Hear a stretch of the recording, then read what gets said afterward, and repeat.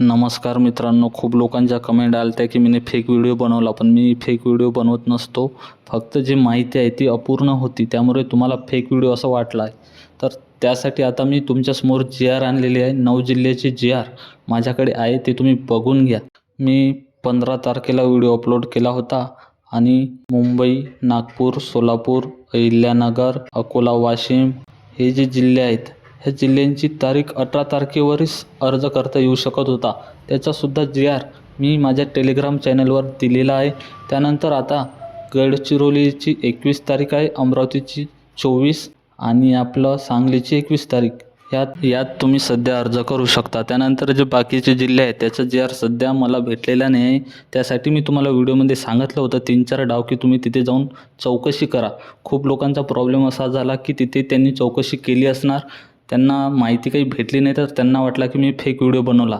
तर बघा, मला GR भेटणं मुश्किल होत आहे, कारण की ही प्रोसेस ऑफलाईन आहे. तर तुम्हाला अगर भेटत असेल तुमच्या जिल्ह्याचं GR तर मलासुद्धा पाठवा. तुम्ही मेसेज करा, कमेंट. या भरतीबाबत मी मागच्या व्हिडिओमध्ये माहिती सांगितली होती, पण आता थोडं अपडेट केलं आहे, माहिती आलेली आहे, तर आपण त्याविषयी सर्व बघणार आहोत.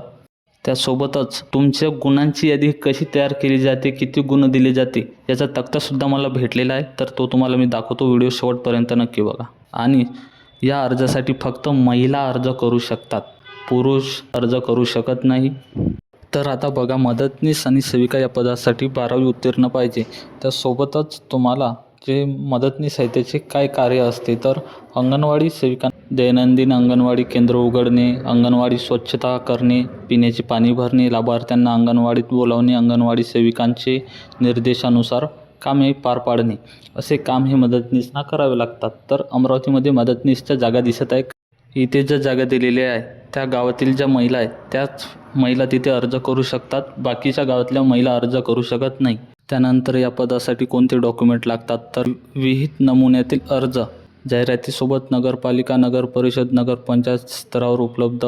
त्यानंतर लहान कुटुंबाबाबत प्रमाणपत्र तुम्हाला एक जोडावे लागेल. आधार कार्ड, जन्मदिनांकाबाबत तुम्हाला जन्म नोंदणीचा दाखला किंवा शाळा सोडल्याचा दाखला तुम्ही जोडू शकता.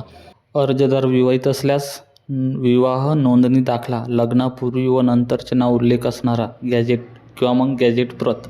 त्यानंतर संबंधित नगरपालिका, नगरपरिषद, नगरपंचायत क्षेत्रातील स्थानिक रहिवासी असल्याबाबत रहिवासी दाखला, सक्षम प्राधिकारी यांचा रहिवासी दाखला, आदिवासी प्रमाणपत्र किंवा मग स्वयंघोषणापत्र. सोबतच तुम्हाला 12वीची मार्कलिस्ट जोडायची आहे, पदवीची मार्कलिस्ट जोडायची आहे, पदव्युत्तरची मार्कलिस्ट, DEDची मार्कलिस्ट, BEdची मार्कलिस्ट, MSc झालं असेल तर शासकीय मान्यता संस्थेचं संगणक परीक्षा उत्तीर्ण प्रमाणपत्र किंवा मग समकक्ष संगणक अर्हतेचं प्रमाणपत्र. त्यानंतर जर महिला विधवा असेल तर पतीचा मृत्यू दाखला व स्वयंघोषणापत्र.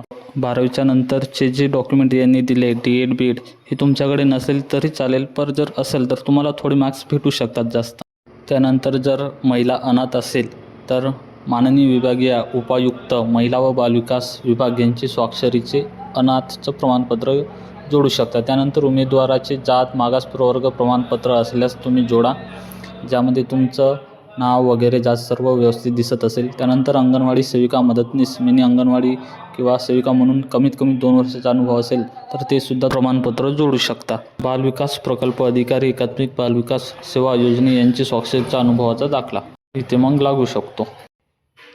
त्यासोबतच बघा, वयाची अट यांनी दिलेली आहे, तर 6/2/2025 रोजी किमान 18 वर्षे व कमाल 35 वर्षे आणि विधवा उमेदवारासाठी वयोमर्यादा कमाल 40 वर्षे ठेवण्यात आलेली आहे. त्यानंतर लहान कुटुंबाचे प्रमाणपत्र लागेल. जर विवाहित महिला असेल तर उमेदवारास जास्तीत जास्त 2 हयात अपत्य. त्यानंतर उमेदवाराला 2 हयात अपत्यापेक्षा दत्तक दिलेल्या अपत्यास अधिक अपत्य असल्यास उमेदवार नियुक्तीसाठी पात्र ठरणार नाही. जर सदर बाब नियुक्तीनंतर निदर्शनास आल्यास उमेदवाराला सेवेतून तात्काळ मुक्त करण्यात येईल. तसेच सेवा कालावधीमध्ये त्यास 2 हयात अपत्य दत्तक दिलेल्या अपत्यासह असून देखील तिसरे अपत्य झाल्यास त्याची सेवा समाप्त करण्यात येईल. त्यानंतर मराठी भाषा, उमेदवारांनी इयत्ता 10वी मराठी भाषा विषयासह उत्तीर्ण असणे आवश्यक आहे. त्यासाठी 10वी बोर्ड सर्टिफिकेट आवश्यक. त्यानंतर जे पण त्यांनी डॉक्युमेंट सांगितलेली आहे ते डॉक्युमेंट घेऊन आणि जाहिरातीमध्ये दिलेल्या विविध नमुन्यातील अर्ज भरून तो डॉक्युमेंट आपल्याला ते कार्यालयात सबमिट करायचे. त्या कार्यालयाचा पत्ता त्यांनी पत्रामध्ये नमूद केला आहे की ते तुम्ही सबमिट करा, फक्त तिथेच नेऊन आपला अर्ज भरून द्यायचा आहे. लक्ष द्या, तुम्ही पत्राने पाठवू नका. पत्राने का होते, टाईम लागते. तुम्ही स्वतः तिथे जाऊन जर डॉक्युमेंट गेले तर खूप फायद्यात राहणार. आता सर्वात महत्त्वाचं म्हणजे गुणाची यादी कशी तयार करण्यात येणार आहे, म्हणजे तुमचं सिलेक्शन कशाच्या बेसिसवर करण्यात येणार आहे. तर तुम्हाला फक्त 12वीचं प्रमाणपत्र लागणार आहे. त्यासोबत जे तुमचं उच्च शिक्षण झालं ते प्रमाणपत्र तुम्हाला इथे जोडायचे आहे. तर बघा, आता अंगणवाडी सेविका व अंगणवाडी मदतनीस किमान अर्हता 12वी उत्तीर्ण. जर तुम्हाला 12वीत 80% जास्त असेल तर 60 गुण देणार. तर ते 80% असेल तर 55, 60 ते 70 असेल तर 50, 50 ते 60 असेल तर 45 आणि 50 ते 40 असेल तर 40. आणि टिप, ज्या उत्तीर्ण उमेदवारांना 40पेक्षा कमी, ज्या उत्तीर्ण विद्यार्थ्यांना 40पेक्षा कमी गुण असतील त्यांना सरासरी 35 गुण ग्राह्य धरण्यात येतील.